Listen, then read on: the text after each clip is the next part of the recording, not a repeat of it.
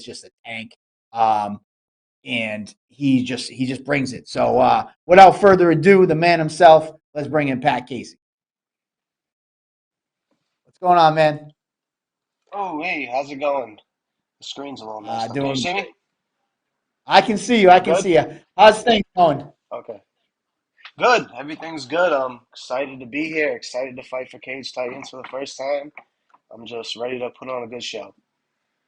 Dude, I'm pumped, and I'm trying to kind of refrain from my excitement a little bit too much because you've been somebody that I've seen fighting for a long time on the local scene. I just kind of went down your amateur record, now your pro record, and you were always fighting out Springfield and the promotions out there. And I just kind of always had a policy like if a guy fights predominantly in one part of the state or one promotion, wherever it may be, I just kind of respect him. I never reach out.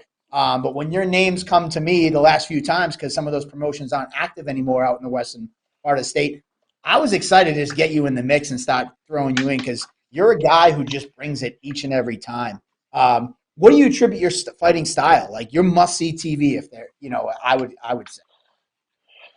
Yeah, I mean, early in my career, I had one of my some guy who was managing me. He said he was telling people my fights are kind of like a car crash. You know what I mean?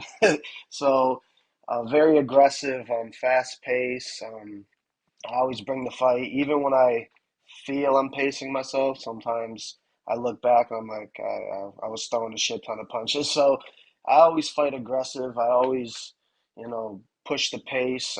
It's going to be an exciting fight anytime I step in there, and I'm just ready to show people out east what I can do. Yeah, man. You know, you bounced around a lot of different weight classes. You feel 170 is like your strongest weight class?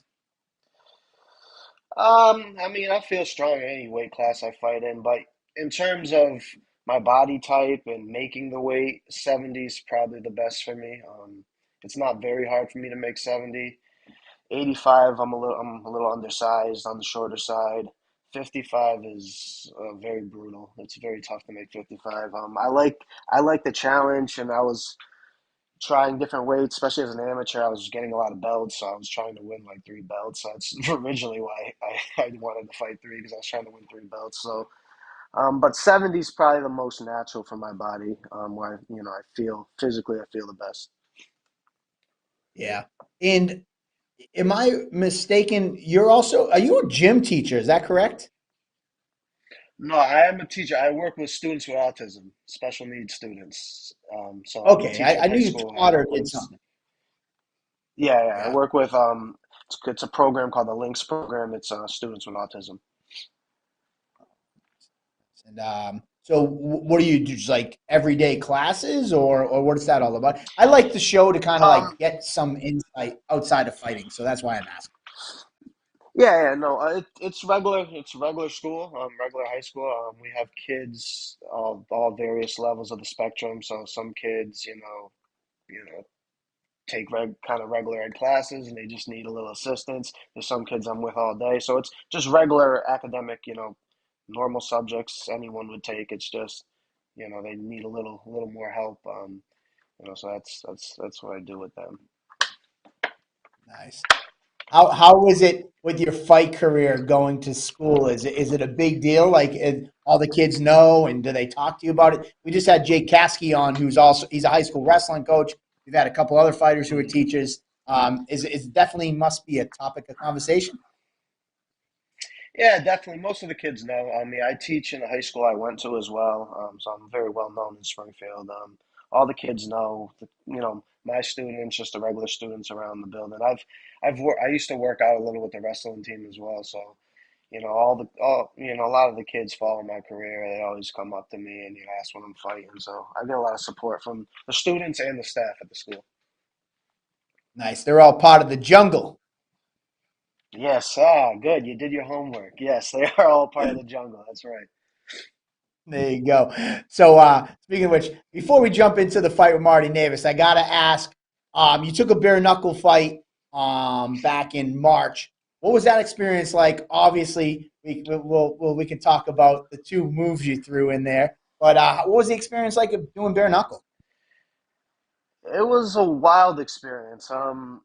It was fun. It was a lot of fun. It was the crowd was probably the most energetic crowd I fought in front of. They were pretty wild. I was fighting a guy from Virginia, so he was the hometown guy, and I was on the main card. So by the time I fought, the place was already pretty packed. The energy was crazy. You know how fight fans are. Like the typical guy or girl who goes to a fight wants to watch, violence and chaos. So that's what bare knuckle is set up for. It's 2 minute rounds the whole time you're there, like every meeting, they're talking about like wanting the fight to be exciting and like it's much different from like an MMA rules meeting where like fighter safety is kind of a topic. That really wasn't. It was more so like fight. This is bare knuckle fighting. We expect you to fight. It was very like they wanted that kind of contest, and I mean, I expected that, and I kind of fight that way anyway. So I knew they were gonna like what I did in there. Yeah, you mentioned it, MMA is a rules meeting about safety things that bare knuckle. I mean, the owner of bare knuckle came out one fight famously like a year or so ago and said that fight was boring as shit. Neither one of you guys are getting paid. Do you remember that? Yeah, yeah, that was crazy. I remember seeing that, and I was like, "That's freaking crazy." I could never fight there, and then I ended up doing it. But yeah, it was very much so. Like, I mean, I expected that. Like, I mean, I followed bare knuckles, so like, I expected them to be, you know, they were pushing for an action. Even like in the press conference, the same though, and it was like, some of the fights people weren't bringing it, so they put a high premium on violence there. So it was a little different from MMA. Speaking of violence, obviously your opponent Marty Davis, he's a guy who brings it every time. But I got to get your opinion first before we jump to that topic. The spinning back kick and you shot a takedown. That would be something that a lot of fighters, man, if I do boxing, I got to watch out that I'm not thinking it's still MMA. Was just instincts kicked in Hmm. at that point in time?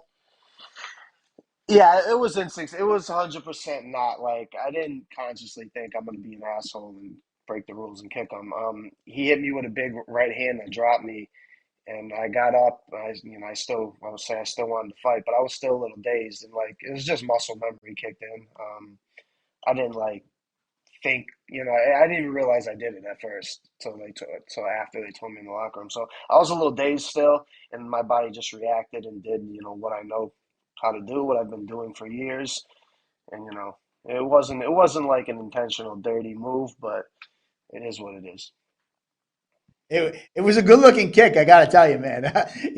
Being dazed and Yeah, I muscle was memory able is to a good land. looking. Yes, I was able to land a spinning kick while I was, pretty dazed.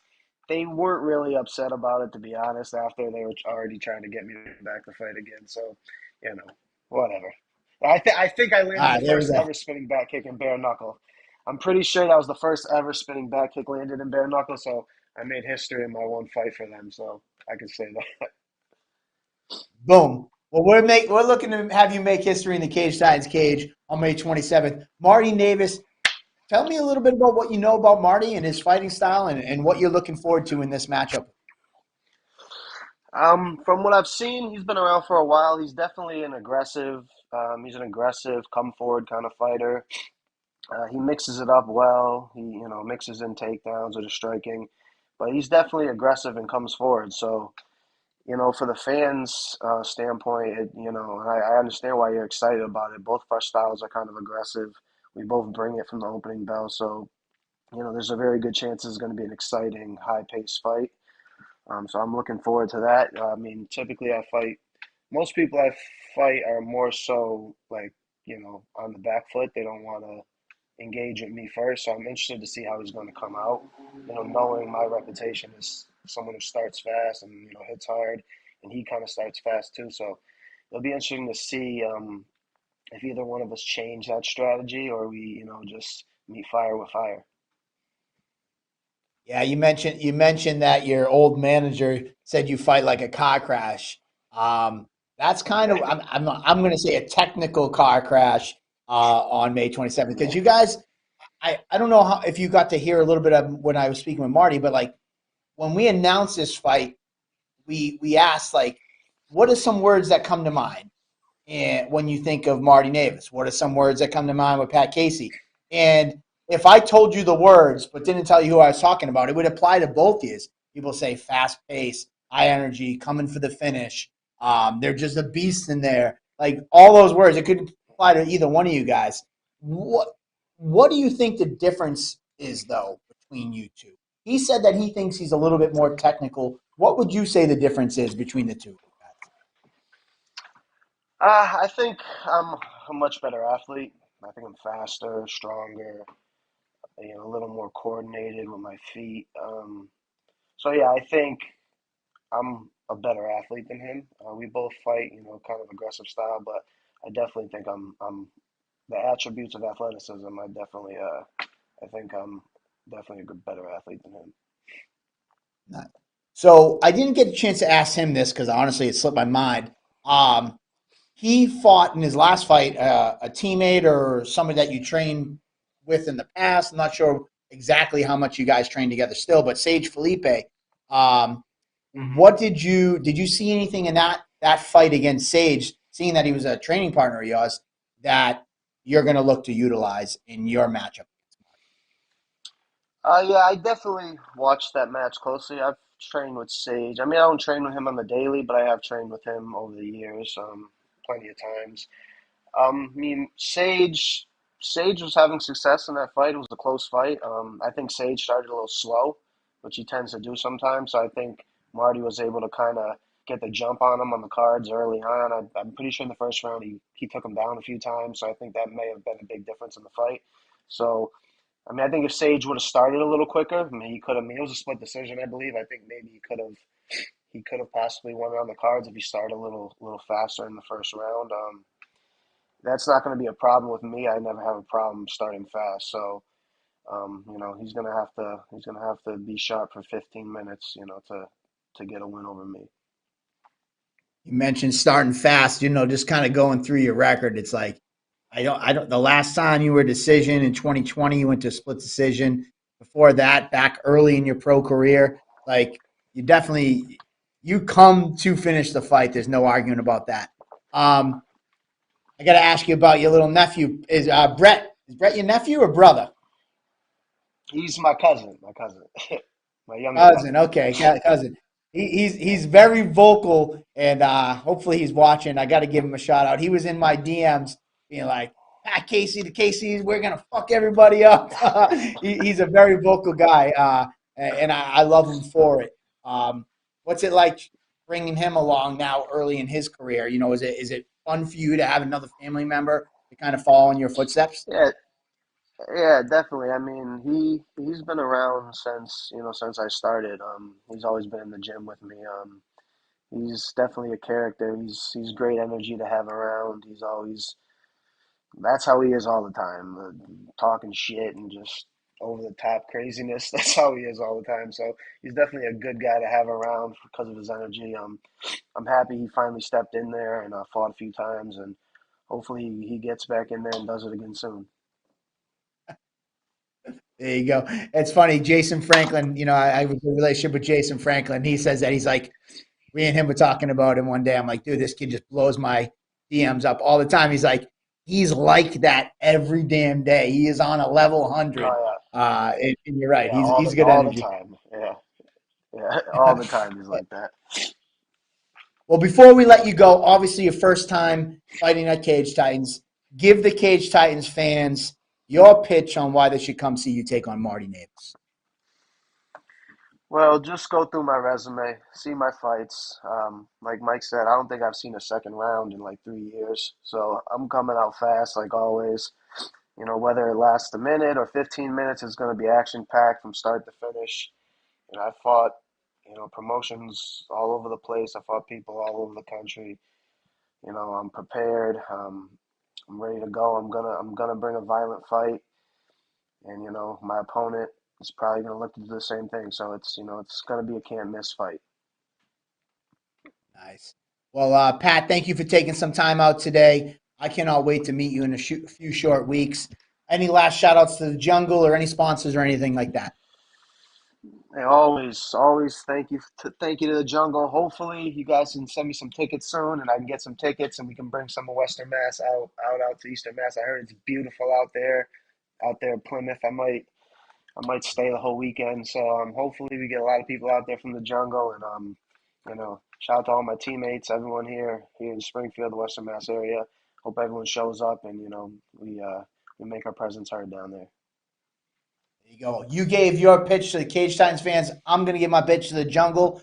Plymouth Memorial Hall is the best venue locally for regional MMA. It's stadium seating all around. No standing room looking over 800 heads to try to see the action. It's a beautiful venue. Plymouth, Mass is America's hometown. Great waterfront, tons of places to go. We have a banging after party at Tavern on the Wharf. We have a Sunday brunch party the day afterwards. It is just a great time, especially in May. So the jungle, we welcome you to Cage Titans and come on out. And Pat will have tickets. I overnighted them, so they'll be there Wednesday morning. Perfect. Sounds good. All right. Thanks for tuning in. Have a good one. Thank you, Pat. You too. Thanks, Mike. Thanks, my man. All right. I know I'm trying to, retain my excitement, but that fight, man, like that was kind of a late add to the fight card. We had the main event, we had the co-main event, then we had that featured bout at the welterweight division through Jack Congdon and Trevor Goody, and then all of a sudden Pat Casey's name came across my desk, and I was like, I don't think I have anybody because he would have been a matchup for Trevor Goody, but then Congdon kind of snuck in there and called out Goody. And then next thing you know, I don't think I had Marty's name because I got all Lozon's names. And then 4 days later, after team training, Joe Lozon messaged me. He's like, oh, throw Marty's name in the hat too. And I was like, oh, shit, this kind of fell in my lap. We talked about this fight, Marty's manager, Joe, a few events ago. And I think at the time it was before Marty's title fight. I think he was only 3-0 or 4-0. He's like, a little early in his career. Let's get him some more experience. And then it just kind of fell in my lap, and this is where this fight goes.